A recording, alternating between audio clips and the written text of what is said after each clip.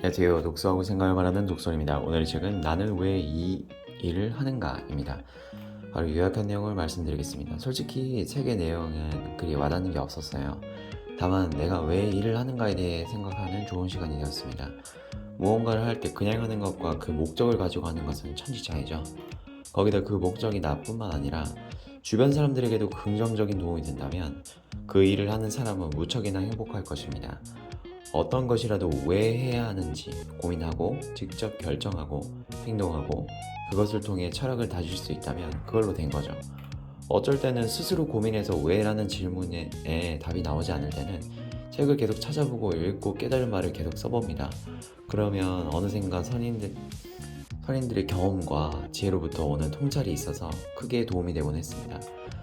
제가 그동안 고민했던 건 왜 책을 읽을까였습니다. 이 재미없는 글이 쓰여진 무거운 직사각형의 것을 왜 재미없게 읽으면 시간을 낭비하며 읽는 것일까라는 생각이었죠. 책을 읽고 나서 다 잊어버리고 남는 것도 없고 왜 하는 것일까? 그래서 저는 그런 생각을 했었죠. 그래서 저는 성인이 되어서까지 책을 제대로 읽지 않았습니다. 그러다 어느샌가 사회생활을 하면서 알 수 없는 넘을 수 없는 해결할 수 없는 벽에 부딪혔죠.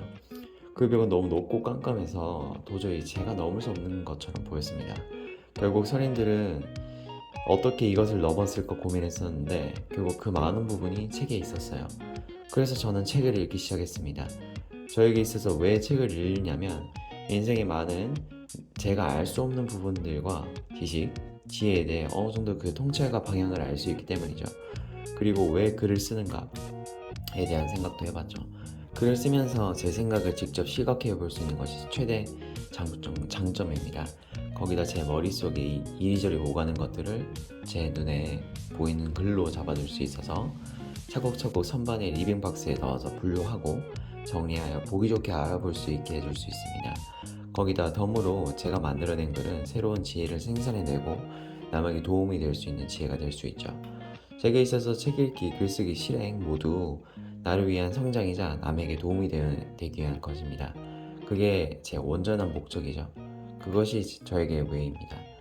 마지막으로 왜 이 일을 하는가에 대해서 5가지로 추려보았습니다. 첫 번째, 타인에게 주는 선한 도움의 일은 저에게 행복이 되기 때문입니다. 두 번째, 일을 하면서 계속 몸을 움직이기 때문에 건강을 유지할 수 있기 때문입니다. 세 번째, 일을 하면서 목표를 선정하고 인생을 행복하게 살 수 있기 때문입니다. 네 번째, 타인에게 긍정적인 영향을 주고 싶기 때문입니다.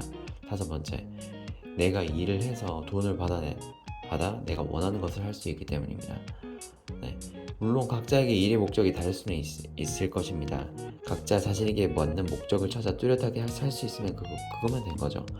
어서 마무리하고 내일도 일을 하고 책을 읽고 글을 쓰고 깨달은 말을 삶에 적용하여 좀 더 개선된 행동과 실천을 해야겠습니다. 이상입니다. 들어주셔서 감사합니다.